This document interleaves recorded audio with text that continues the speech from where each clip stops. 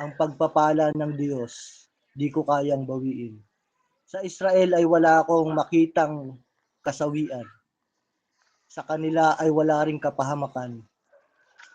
Ang Diyos nilang si Yahweh ang kanilang kasama. Ipinapahayag nilang siya ang hari nila. To God be the glory. Sige po, tayo po'y manalangin. Yes, Lord God Jesus, Panginoon. Salamat, Ama, sa gabing ito, Panginoon. Lord, patuloy, Panginoon, na lumalapit kami sa iyo, Lord God Jesus, nang may pusong nagpapakumbaba at nagpapasalamat, Ama. Thank you for the privilege, Panginoon, and the opportunity, Lord, na magamit ang buhay ko. Maging kasangkapan, Panginoon. Maging daluyan ng mensahe mo, Panginoon, sa gabing ito. Lord, hinihingi ko, Panginoon, ang wisdom, knowledge, and understanding na nagmumula sa iyo. Patuloy, Panginoon, na i-anoint mo ako, Panginoon. Simula ulo hanggang talampakan. Patuloy na lang yung aking labi, Panginoon. Ang aking sasabihin, Lord, ikaw ang mamutawi, Panginoon. Ikaw ang mag-drive ng aking puso. Patuloy na balutin mo, Panginoon, ng iyong kabanal-banalan, Lord God Jesus. Your holy presence, Lord God Jesus. Lord, Panginoon, I acknowledge, Lord God Jesus, wala nga po ako magagawa, Panginoon, kung ako hiwalay sa iyo, Lord God Jesus. But I can do all things through you, Lord, who strengthen me. Lord, patuloy, Panginoon, na hipuin yung mga kapatid ko na naririto, yung kanilang mga puso, Lord God Jesus. Patuloy na palambutin, Panginoon, upang makapasok na maayos ang mensahe mo, Lord God Jesus, sa bawat isa sa amin, Lord. Patuloy, Panginoon, na ikaw ang gumalaw, kumilos, Panginoon, sa aming kalagitnaan. Ikaw nagsabi, Panginoon, 2 o 3 na nagkatipon sa inyong pangalan, ay naririto ka sa aming kalagitnaan, Lord. Lord, wala nga po nga kami magagawa, Lord. Tulungan niyo kami, Ama. Ikaw, Panginoon, ang maitaas, Panginoon, sa aming mga buhay sa gabing ito at anumang gawa at plano ng kaaway, Panginoon, na parang hindi kami makapag-focus, Lord, na makapakinig ng inyong salita ay hindi namin pinapahintulutan, Panginoon, ang gawa at plano ng kaaway, Panginoon.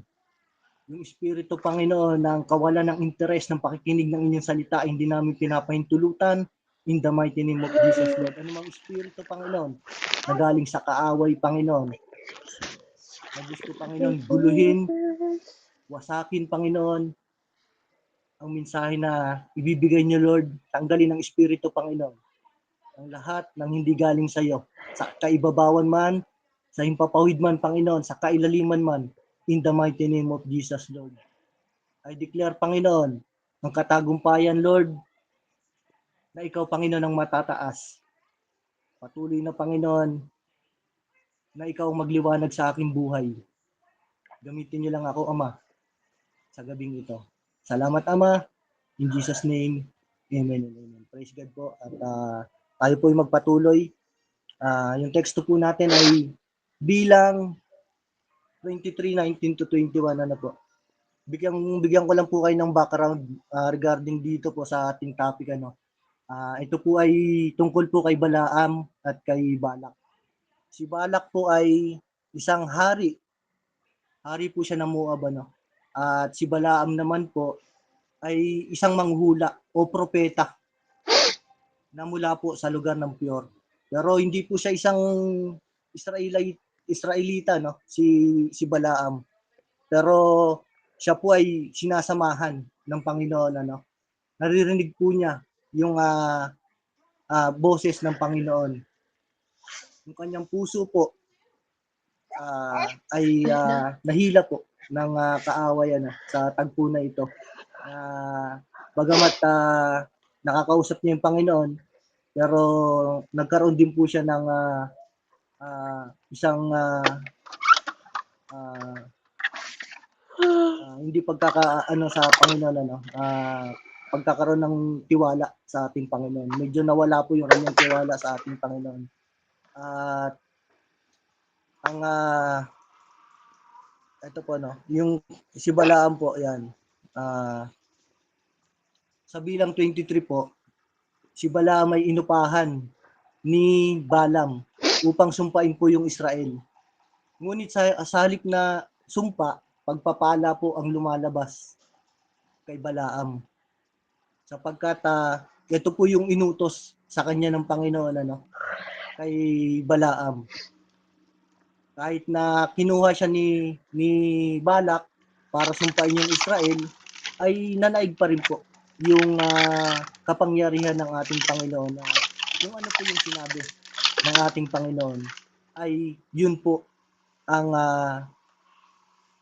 namutawi kay Balaam po. At ito po, ang title ko po sa gabing ito ay hindi nagbabago ang salita ng Diyos. Ano po, mga kapatid?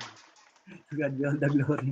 Pasensya na po at medyo kinakabahan, pero biyaya ng Panginoon na samahan po tayo sa gabing ito at patuloy po tayo na samahan. To God be all the glory. At ito po sa tagpo na po ito, sa mundo po kasi natin ginagalawan, maraming bagay na pabago-bago. Yung damdamin ng tao, nag-iiba. Ang mga plano, maaaring magbago. At maging ang mga pangako ng tao, minsan ay hindi po natutupad. Sa atin, sa tagpo natin, may mga pagkakataon na ang mga salitang ating pinangahawakan ay nauuwi sa pagkadisgrasya. Dahil ang tao po ay limitado lamang nagkakamali at nagbabago ng isip. Kaya naman, madalas tayong makaranas ng pagkabigo kapag ang ating pagtitiwala ay nakasalalay lamang sa kakakayanan at katapatan ng tao. Ano po? Ganun po tayo mansan, po. Pero ngunit ang Diyos ay ganap na naiiba sa tao. Siya ay hindi nagbabago sa kanyang kalikasan, sa kanyang karakter, at higit sa lahat sa kanyang salita. Ang kanyang sinasabi ay kanyang ginagawa at ang kanyang ipinapangako ay tiyak niyang tutuparin. Ang kanyang mga salita ay hindi naapektuhan ng panahon, ng kalagayan o ng opinion natin o ng tao. Ano po? Kung ano ang kanyang sinabi noon, yun pa rin ang kanyang paninindigan ngayon at magpakailanman. Di po ba? Sabi nga kanina ni Nanay Silina, ang pangako po ng Panginoon ay hindi nagbabago. Noon, ngayon at magpakailanman. Ano po? Sa bilang 23 po, 19 to 21, makikita po natin yung isang napakahalagang katotohanan tungkol po sa Diyos. Sa kabila ng hangarin ni Balak na sumpain yung Israel, hindi niya ito nagawa sapagkat ang Diyos ay nagpahayag ng kanyang pagpapala. Walang kapangyarihan ng tao Walang plano ng kaaway at walang anumang puwersa sa mundong ito ang maaring bumago o pumigil sa layunin ng Diyos. Kapag ang Diyos ang nagsalita, yun ay tiyak na mangyayari. Ano po, alam naman po natin ang talata pong ito ay nagpapaalala sa atin na ang ating Diyos ay tapat, makapangyarihan, at nananatiling kasama ng kanyang bayan o tayo. Tayo po. Tayo po yung bayan ng ating Panginoon. Ang kanyang salita ay matibay na pundasyon ng ating pananampalataya. Sa panahon po ng pag-aalinlangan, maaari tayong kumapit sa kanyang katotohanan. Sa gitna ng pagsubok, maaari tayong umasa sa kanyang mga pangako. At sa bawat yugto ng ating buhay, makakatiyak tayo na ang Diyos ay nanangako sa atin ay kaya pong tumupad ng kanyang mga pangako. To God be all the glory. Kaya sa ating pong pagninilay-nilay ngayon sa gabing ito, pag-aaralan po natin yung tatlong dakilang katotohanan na mula po sa bilang 23, 19 to 21. Ano po? Yung title ko po ay Hindi Nagbabago ang Salita ng Diyos. Bakit hindi nagbabago ang salita ng Diyos?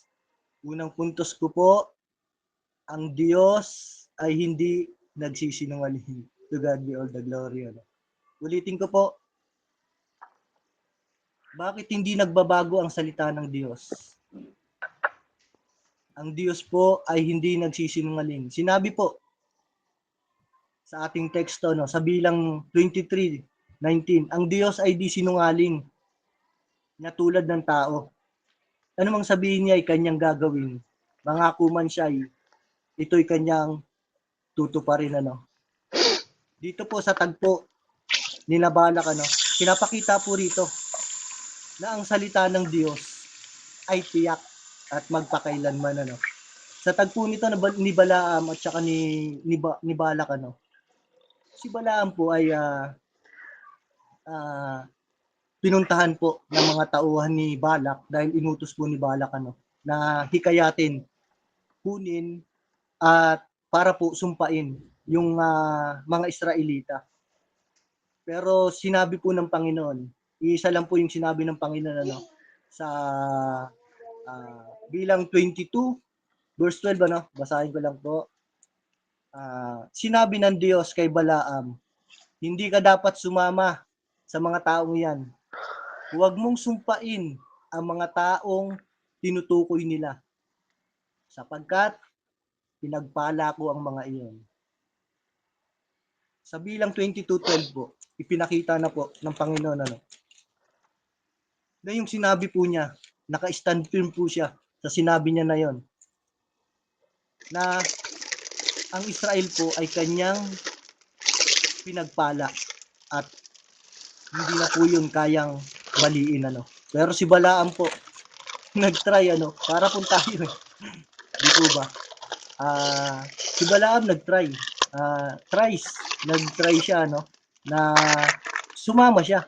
Sinabi na ng Panginoon huwag kang sumama sa mga taong yan.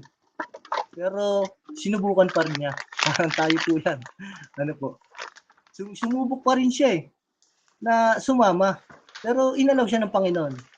Pinabayaan siya pero sa tagpo po yung anghel at nung asno, binigyan po siya ng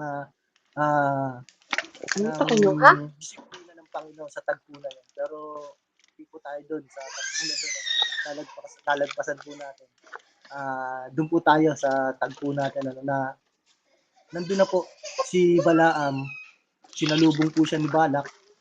At sabi niya kay Balaam, ba't ang tagal mo? Hindi ka ba naniniwala na ikay aking pagpapalain na gagantipalaan kita? May reward po na ibibigay. At simula pa lang po, sinabi na ng mga sumundo sa kanya na si Balak ay handang maggantimpala kay Balaam kaya nahikayat. Parang tayo rin po yan pagka minsan may mga gantimpala o may kapalit na pera, minsan talagang nauudyok tayo at tinitingnan natin minsan kung may okay lang ba, tama ba yung aking gagawin. Ito sa tagpo na ito yung kay Balaam 3 beses at pumunta po sila sa lugar ng 3 po yung kanilang pinuntahan yung Bamot Baal at doon po sila nag-offer, 'di ba? Yung time po kasi ng Israel nag-o-offer sila kapag gusto po nila makausap ang Panginoon At si Balaam, inutusan po niya si Balak na maghanda po ng 7 tawag dito, tabernacle doon, yung templo na pagdadausan po ng 7 templo po at bawat templo ay kailangan mag-alay sila ng isang tupa at isang toro. Po? Ibig sabihin po, tagpipito po, 7 toro at 7 tupa ang dapat na ialay. At bawat alay po nila sa bundok na pupuntahan sa Bamot Baal ay sinabi na po ng Panginoon kay Balaam na kung ano yung sinabi ko sa iyo nung una, yun na yun. Hindi na yun mababago. Kahit na anong gawin mo. Pero sumubok pa rin siya. At sabi ni Balak ay doon naman tayo sa kabila, sa taluktok ng Pisga. Doon naman sila, nag-alay din sila ng 7 toro at ng 7 tupa. At ganun pa rin ang sinabi ni Yahweh kay Balaam At yung pangatlo po, yung sa tuktok ng Peor. At ganun pa rin po ang naging sistema. At talagang naging stand firm kung ano yung ibinigay ng Panginoon. Sabi nga, hindi po nagbabago yung salita ng Panginoon Pero yung tao po, nagbabago Katulad po natin, sa tagpo po natin minsan talagang pag dumating sa atin yung mga ganung pagkakataon, katulad sa akin na nag-iinip po ako, may revelation na po yung Panginoon. Pero ini-insist ko sa sarili ko na, Lord, tama ba yun? Tama ba yung gagawin ko? Ay ito ba yung sinasabi mo? Pero kahit na merong confirmation na yung Panginoon sa atin, ay parang hindi pa rin tayo naniniwala. Pero pagdating sa tao, kapag sinabi ng tao, tara sama ka, yung sa lumang buhay, ano, magiinom tayo, sama agad, lalo't libre, nasama tayo eh. Pero hindi natin nakita yung magiging epekto nun, ano, sa bawat isa sa atin. At dito po sa tagpo na yun, ano, na ipinapakita na kung ano man po yung Jesus ang Diyos po kasi hindi nakakalimot, ano, at hindi po nagsisinungaling. Kung ano po yung sinabi ng Panginoon, pinakita po rito sa tagpo na ito, no, ng kay Balaam, na kahit kahit i-push natin yung sarili natin, yung plano po ng Diyos hindi natin kayang baguhin. Kahit ano pong eto po si Balaam ay nakakausap po niya yung Panginoon, ano. At naniniwala siya sa sarili niya na malapit siya sa Panginoon.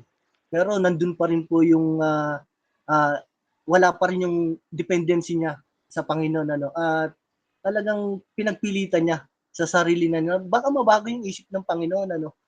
Baka sakaling mag-iba yung ihip ng hangin, mag-iba ang lugar, at maiba yung maging desisyon ng Panginoon. Baka pagbigyan siya at makuha niya yung reward, ano. Yung reward kasi ay gantimpala at honoring. I-honor siya ni Balak, ano, kapag naisumpa niya yung bayan ng Israel. Pero hindi po nagtagumpay eh. Yung Balak po ni Balak. Kasi yung Panginoon ay yun po talaga yung kanyang ah, salita, ano, hindi nagbabago. Kaya nga po yung Bible eh, ito po yung ating direksyon, ano. At ito po yung ating guide na ibinigay ng Panginoon na hindi na po kayang baguhin. Pero yung tao po, yung iba binabago, ano, may mga dito pag mababaw minsan iba na yung translation, ano, hindi katulad ng dati. Pero napakahalaga na yung sa atin yung puso natin ang tama, ano. At maganda po sa bawat isa na makita natin yung kahalagahan na kung ano po yung sinabi sa atin ng Panginoon, lalo't higit may confirmation, ah, napag-aralan naman po natin, ano, yung confirmation ay makukuha po natin sa mga taong kausap natin, sa salita ng Panginoon, sa panaginip po natin, at sa mga lingkod ng Panginoon, ano. Diyan po natin makukuha yung mga confirmation. At napakahalaga na may discerning spirit tayo na makita natin kung ano ba yung talagang pinaparating sa atin ng Panginoon, ano. Kasi po yung Diyos ay hindi niya po kayang baguhin. Hindi niya po binabago yung kanyang salita. Ito na po yung ating panghahawakan, ano. Sabi nga, hindi nagbabago, sabi ni Nanay Silina, ano. Hindi nagbabago ang Diyos sa kanyang mga pangako. Noon, ngayon at pagpakailanman, ano po. At may tanong po ako, ano. May pangako ba ang Diyos sa buhay mo na pinagdududahan mo? Ako po, ano. May pangako ba ang Diyos sa buhay ko Hmm. na Ito yung pinagdududahan eh. ko? Paano ko mapapalakas ang pagtitiwala ko sa kanyang salita? Patiwan. Sa akin Ha? po, no, kapag may pangako po ang Yan Diyos na, sa buhay mo, baby. sa buhay ko, Mommy look, manalig po mommy tayo. cook for you. Kasi yung salita po ng Diyos Look, ay oh. totoo po. Sinabi po rito sa bilang 19, ano, ang Diyos ay di sinungaling na tulad ng tao. Tutok din po niya yon. Bakit po? Dahil hindi po nagbabago ang Amen. salita ng Diyos. Ang aking po supporting text, ano, sa Tito po 1:2. At bigyan sila ng pag-asa sa buhay na walang hanggan. Bago palikhain ang sanlibutan, ang buhay na ito'y ipinangako ng Diyos na kailanmay hindi nagsisinungaling. Bago pa po likhain ng Diyos ang sanlibutan, ano po, pinangako na po ng Diyos na tayo po ay bibigyan niya ng buhay na walang hanggan. Ano po? At yun po ay tutok din niya. Sinabi po sa dulo, no, hindi po siya nagsisinungaling. Bakit po? Dahil hindi po nagbabago ang salita ng Diyos. Sa Hebreo 10:23 po, sinabi po ron, magpakatatag kayo sa ating pag-asa at huwag nang mag-alinlangan pa sapagkat tapat ang nangako sa atin. Sa atin po sa tagpo po ni Balaam nakakausap na yung Diyos pero hindi pa rin ganon. Yung kanyang pananampalataya sa Panginoon talagang nag-switch pa rin Nag-slide pa rin siya ng konti Pero mahalaga ay nakabawi siya sa harapan ng Panginoon at sinunod pa rin niya kung ano yung gusto ng Panginoon. Dahil wala naman po siyang magagawa kahit tayo po. Kahit ano pong gawin natin, kung yun po yung plano ng Panginoon, kung ikaw po, ang panawagan po natin ay magamit sa harapan ng Panginoon, sa harapan ng mga taong hindi pa nakakakilala sa Kanya, hindi po natin kayang umatras. Hihilahin po tayo ng Panginoon. Bakit po? Dahil hindi po nagbabago ang salita ng Diyos. To God be all the glory. Pangalawang puntos ko po, bakit hindi nagbabago ang salita ng Diyos? Pangalawang puntos ko po, sapagkat walang makakapigil sa pagpapala ng Diyos. Sa bilang 23:20 po, sinabi po niya, ang utos sa akin, sila'y pagpalain. Ang pagpapala ng Diyos, di ko kayang bawiin. To God be all the glory. Sinabing Balaam inutusan na siya ng Panginoon na pagpapalain niya yung bansang Israel at utos sa kanya ni Yahweh na wag niyang samahan yung mga tao na yun At yung pagpapala po ay hindi kayang pigilan ng kahit na sinong tao sinabi po sa 23:20, ang utos sa akin sila'y pagpalain, ang pagpapalang ng Diyos di ko kayang bawiin. Walang kayang bumawi kahit sino man Pero nagtry po si Balaam. Matigas po yung ulo Ganun po tayo Matigas po yung ulo natin Minsan kahit na sinisik na sa atin, sa mind natin, sa heart natin ng Panginoon, na ito gawin mo, maghayag ka. Minsan ayaw mo pa mag-presider ka. Sinisik na sa atin ng Panginoon. Pero minsan, ay, di ako attend. Pare daw matawag. To God be all the glory. At napakahalaga po na yung pagpapala ng Diyos ay makita natin na walang sino man na makakapagpigil nito. Sabi nga, kahit may gustong sumira o kumontra sa'yo, kung pinagpala ka ng Diyos, walang makakaagaw nito. Sa tagpo po ni Balaam at ni Balak,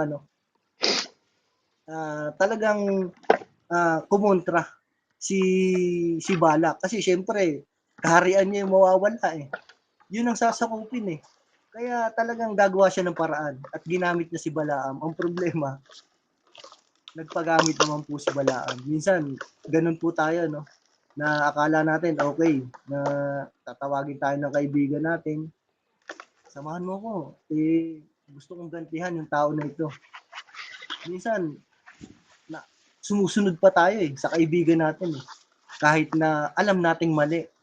Pero pag sa Diyos, na alam nating nasa tama, minsan nagsisway pa tayo na, Lord, baka pwedeng mag-set aside muna ako, baka pwede namang ito muna unahin ko bago yung sa'yo. Kasi alam ko naman na gagawin mo yung pangako mo sa akin sa tagpo po sa akin po meron po akong tagpo na katulad po yung sa akin yung pagpapala na binigay sa akin ng Panginoon. Bukod po sa pamilya ko na maganda at maayos yung motor po talagang pinagpray ko po yung sa Panginoon na sabi ko, Lord, sira na yung motor ko, hindi na kami kasya sa motor. Pero hindi ko po na-request na 4 wheels kasi sabi ko hindi pa ako masyado marunong 4 wheels, hindi pa ako masyado mag-drive. Pero sabi ko, Lord, kung ano yung will mo na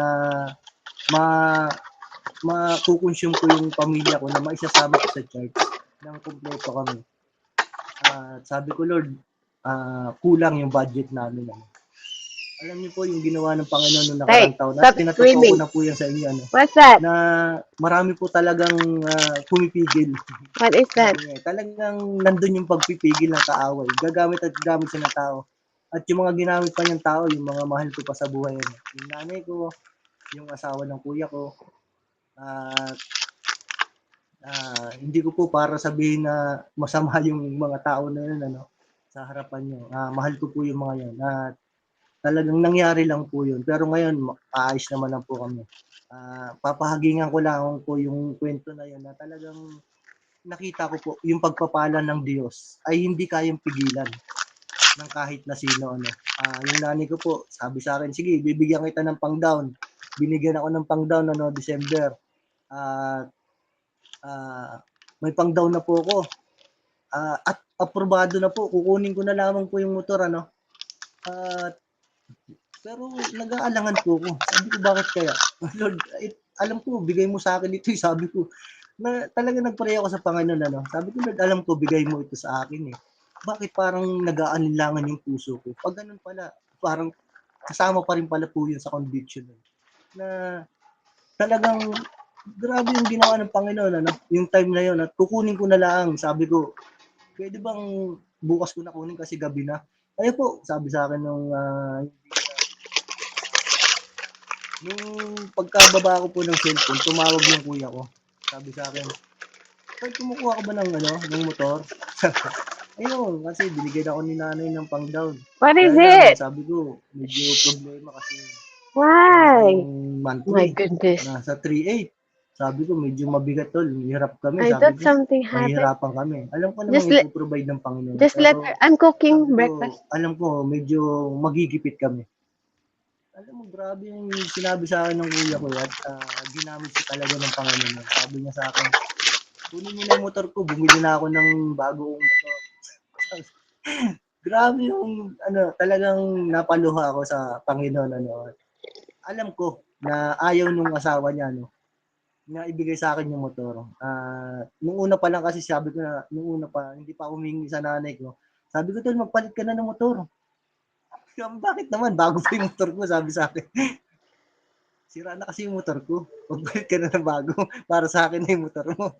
At hindi ko na-realize, hindi ko nakita na siguro nagkaroon siya ng idea at ginamit ng Panginoon yun na para maibigay sa akin. At ngayon po, yung motor na po yun ay nasa akin na. Kahit na sabi nga maraming hadlang. Sabi ng nanay ko, ba't hindi ka binigyan naman kitang pambili. Sabi ko na na-provide ng Panginoon na maigi at hindi ka na magbibigay sa akin monthly. Biyaya ng Panginoon. Sabi ko, talagang iba yung Panginoon na kapag yung pagpapala niya ay wala pong makakapigil. Sinabi po sa Isaiah 54:17.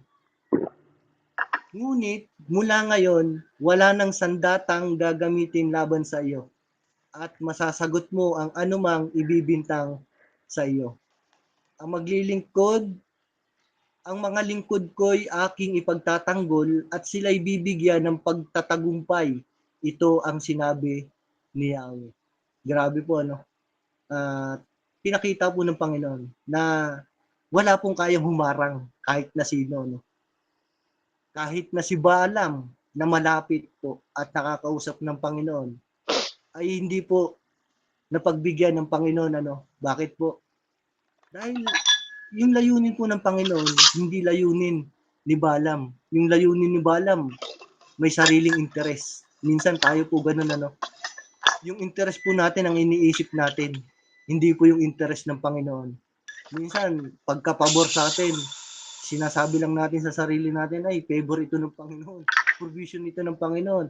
Pero may something pala na deep inside, hindi natin nakikita, na yung pala ay may mali na hindi iaalaw ng Panginoon na pagpalain tayo ng ganung sitwasyon kasi gusto niya yung pagpapala ay walang kasakitan sa atin o walang masasagasaan pero lahat kayang ibigay ng Panginoon.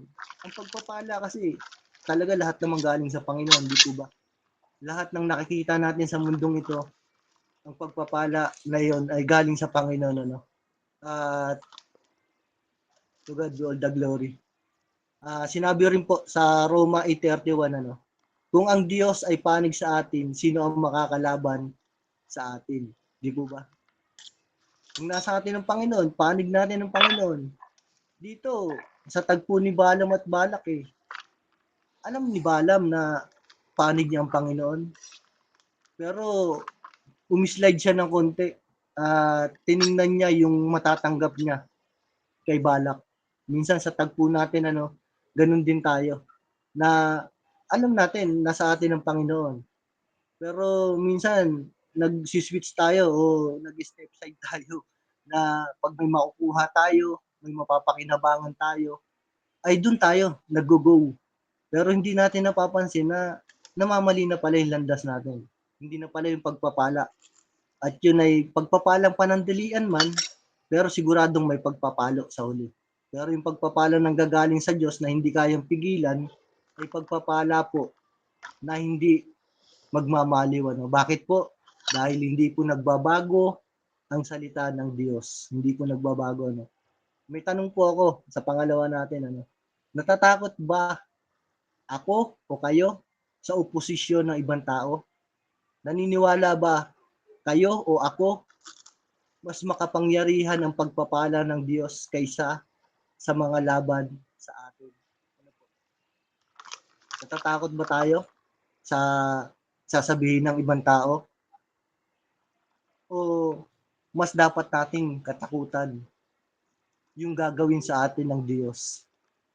Minsan kasi dito sa mundo na ito talaga ang kalaban natin pera o kaya bahay at lupa. Kapag inoperan tayo ng ganung bagay, katulad sa flood control, hindi nila nakita, marami silang pera. Pero meron pong consequences pagdating sa dulo. Hindi po nila nakita. Yung consequences na po yun. Ngayon ay inaani na po ng iba, nagtatago sila. Saan nila ginagamit yung pera nila? Para magtago. Di po ba? Pero yung mga taong nahihirapan na hindi nila nakita, hindi nila napansin na yung consequences ay tatanggapin pa nila. Sabi nga, yung Diyos po ay makapangyarihan sa lahat na talagang kung ano yung ginawa mo. Sabi nga, kung ano yung ating itinatanim, yun ang ating aanihin. At napakahalaga na makita natin na yung pagpapala ng Diyos ay hindi kayang pigilan. Bakit? Kasi hindi po nagbabago yung salita ng Diyos. Kaya wag po tayong matakot sa oposisyon na sasabihin ng tao, ganyan. Wag po tayong dumipende sa tao. Mas makapangyarihan po yung ating Diyos kaysa sa mga taong nandyan lang. Kaparehas lang po natin sila Minsan, may kaunting diferensya lang. Meron silang pera, meron silang kapangyarihan. Pero behind that, wala na po na mas lalamang sa atin. Ang tunay po na kalamangan ay tayo po na nananampalataya sa Diyos. Nakikita po natin yung salita ng Diyos ay hindi nagbabago, hindi nagmamaliw. Dahil tayo po ay mga mananampalataya. To God be all the glory. At bakit po hindi nagbabago ang salita ng Diyos? Pangatlong puntos ko po at huli na po. To God be all the glory. Ang presensya ng Diyos ay nasa kanyang bayan. Sa bilang 23:21 po, sinabi po, sa Israel ay wala akong makitang kasawian. Sa kanila ay wala ring kapahamakan.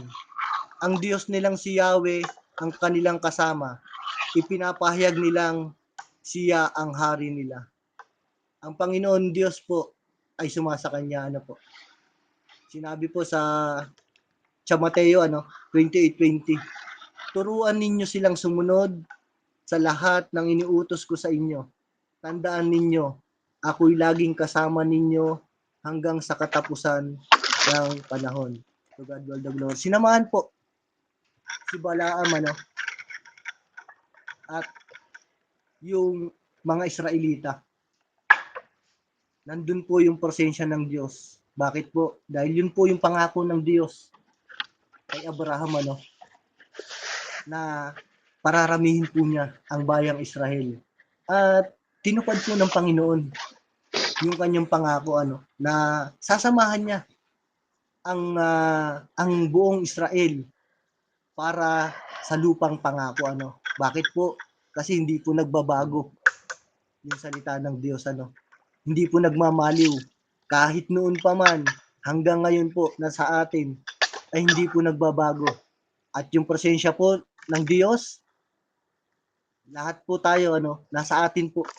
Kasama po natin yung presensya ng Diyos To God be all the glory. Sinabi po sa awit ang Diyos ang ating lakas at kanlungan at handang sumaklolo.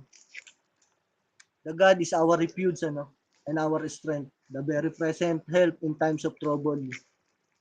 Lagi pong nariyan ng Panginoon. Tagpo po ni Balaam, yung Israel po hindi pinayagan ng Panginoon na masaktan na malupig ni Balak dahil pinagpala po ng Panginoon yung bayan ng Israel. At ang nangyari po ay kabaliktaran. Nasakop For po you and nila for them, for grandma.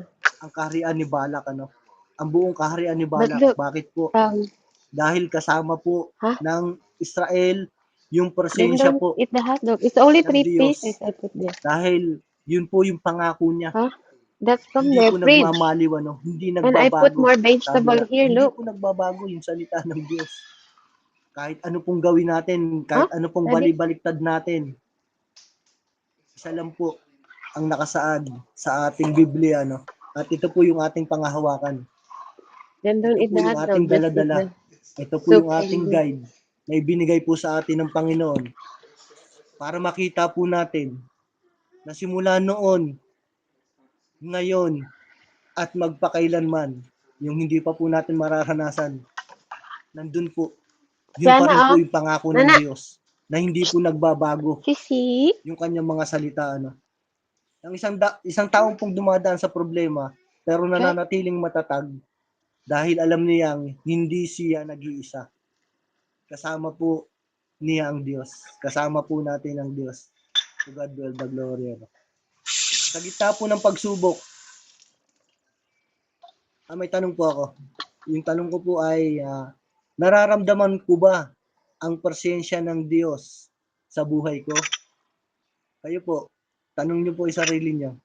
Nararamdaman niyo po ba yung presensya ng Diyos sa buhay niyo? Paano ako magre-respond sa mga problema kung alam kong kasama ko ang Diyos? Ano po yung ating gagawin Para po sa akin sa gitna po ng pagsubok, alalahanin lang natin na kasama po natin ang Diyos.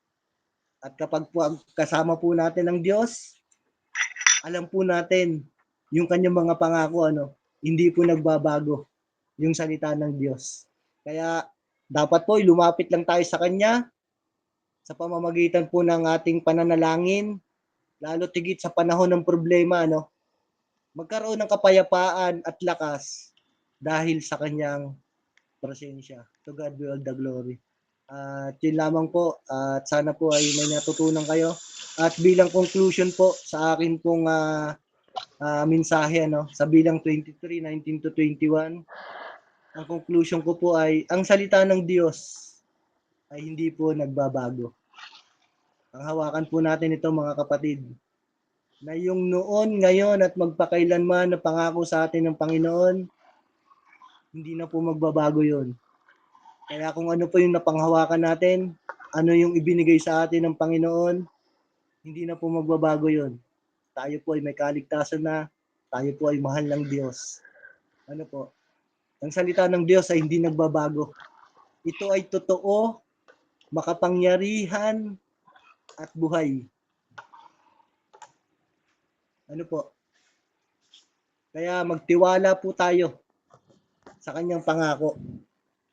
Huwag matakot sa oposisyon sa mga tao na kapaligid sa atin. Hayaan po natin kung ano yung kanilang mga ginagawa sa kanilang buhay. Mas mahigi po kung tayo ang makakadala sa kanila. Huwag po tayo magpapadala sa kanila. At mamuhay po tayo na may kamalayan sa presensya po ng ating Diyos. To God be all the glory. Salamat po. Sige po, tayo po'y manalangin. Yes, Lord God Jesus. Salamat, Ama, sa gabing ito, Panginoon. Lord, salamat sa mensahe. Salamat sa paggamit niyo sa aking buhay na naging kasangkapan, naging daluyan, Panginoon, ng mensahe sa mga kapatid ko na naririto, Panginoon. Salamat, Ama, na naging matagumpay, Panginoon, na ikaw, Panginoon, ang nagliwanag sa aming mga buhay, Panginoon. Lord, karon man yung nais mo sa aming mga buhay, magamit kami, Panginoon. Mabago kami, mightily, effectively, and anointedly, Lord. At magampanan namin kung ano yung nais mo, Panginoon. Alam namin, Panginoon, na hindi nagbabago ang iyong mga salita. Pangahawakan namin ito, Ama, sa aming mga buhay hanggang matapos, Panginoon, yung aming buhay sa mundong ito. Alam namin, Panginoon, yung pangako mo ay hindi nagmamaliw, hindi nagbabago noon, ngayon at magpakailanman, Ama. Salamat, Ama, dahil ipinakita at pinaranas mo sa amin, Panginoon, sa gabing ito, kung paano na hindi binabago, Panginoon, at hindi magbabago yung pinagkakaloob mo sa bawat isa sa amin, na mabago, Panginoon, yung buhay namin, Panginoon. Ma-depart kami, Panginoon, sa kasalanan. Mawala kami sa landas na hindi maganda, Panginoon. Sa isipan, Panginoon, na hindi nararapat sa iyo, Lord. Patuloy na katagpuin niyo kami, Ama, sa aming mga buhay. At patuloy kami, Panginoon, na samahan mo. Sapagkat alam namin, Panginoon, na kapag kasama ka namin, sino pa ang laban sa amin? Wala na, Ama. Dahil ikaw ang Diyos na makapangyarihan sa lahat, na nagbigay sa amin ng buhay, pagmamahal, at kaligtasan. To God be all the glory. Salamat po.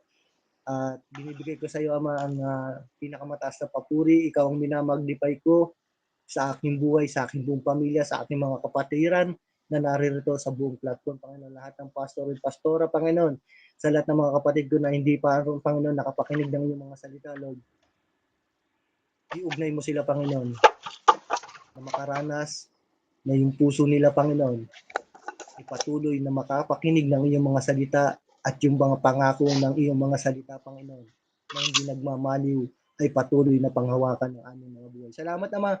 In Jesus' name, amen and amen. To God be the glory. Back to you po, Sis Beb. God bless po. Amen. Praise the Lord. Purihin ng Panginoon.